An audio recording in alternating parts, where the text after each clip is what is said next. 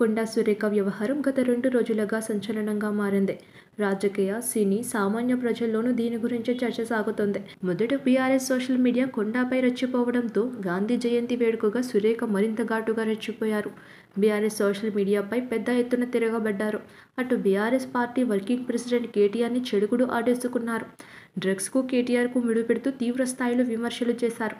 అలాగే నాగ చైతన్య, సమంతలు విడిపోవడానికి కారణం కూడా కేటీఆరే అని పెద్ద బాంబు పేల్చారు. దీనితో ఈ వ్యాఖ్యలపై పెద్ద దుమారం నడుస్తోంది. ఇటు సినీ ఇండస్ట్రీ పెద్దలు కూడా ఈ అంశంలో ఏకమయ్యారు. మంత్రి సురేఖ వ్యాఖ్యలపై సినీ ఇండస్ట్రీలోని పెద్దలంతా స్పందించారు. ఇంకా స్పందిస్తూనే ఉన్నారు. మా అధ్యక్షుడు మంచు విష్ణు మంత్రి వ్యాఖ్యలను ఖండించారు. మెగాస్టార్ చిరంజీవి, నాని, ప్రకాష్ రాజ్, జూనియర్ ఎన్టీఆర్, రాజమౌళితో సహా స్టార్స్ నుంచి చిన్న హీరోల వరకు మంత్రి వ్యాఖ్యలను తప్పుబట్టారు. మంత్రి వ్యాఖ్యలపై వారు సీరియస్గా రియాక్ట్ అయ్యారు. ఎంటర్టైన్మెంట్లో ఉన్న తమను రాజకీయాల్లోకి లాగొద్దని విజ్ఞప్తి చేశారు. మరికొందరు అయితే వార్నింగ్ ఇచ్చినంత పనిచేశారు. ఇక ఈ ఎపిసోడ్పై అటు నాగార్జున, అతని భార్య అమల, నాగ చైతన్య, సమంత, రకుల్ ప్రీత్ సింగ్ కూడా స్పందించారు.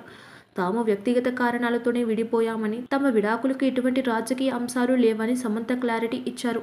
ఇక నాగార్జున మాత్రం తమ వ్యక్తిగత జీవితాలను రాజకీయాల్లోకి లాగొద్దని విజ్ఞప్తి చేశారు. ప్రధానంగా బీఆర్ఎస్, కాంగ్రెస్ పార్టీలతో పాటు అటు సినీ ఇండస్ట్రీ నటీనటులు పెద్దల స్టేట్మెంట్స్తో రచ్చరచ్చ నడుస్తోంది.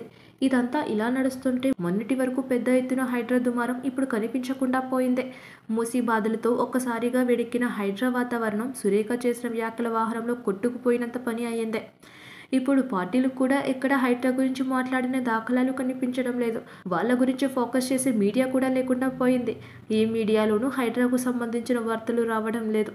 మూసీ ప్రక్షాళన ఎవరి కోసం అంటూ ప్రతిపక్షాలు గగ్గోలు పెడుతుండడం, మరోవైపు నేతలు పరామర్శలకు వెళ్తుండడంతో రాజకీయంగా సంచలనంగా మారింది.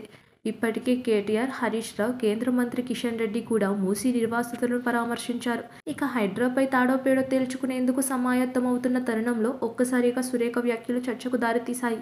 ఇప్పుడు సురేఖ వ్యాఖ్యలు ఏకంగా ప్రభుత్వాన్ని ఉక్కిరిబిక్కిరి చేశాయి. దీంతో హైడ్రా గురించి పట్టించుకునే వారే కరువయ్యారు.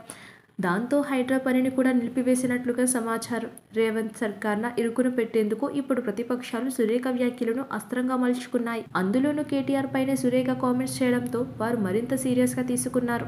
మరి ఈ అంశం ఇంకా ఎలాంటి మలుపు తిరుగుతుందో చూడాలి. సబ్స్క్రైబ్ చేయండి.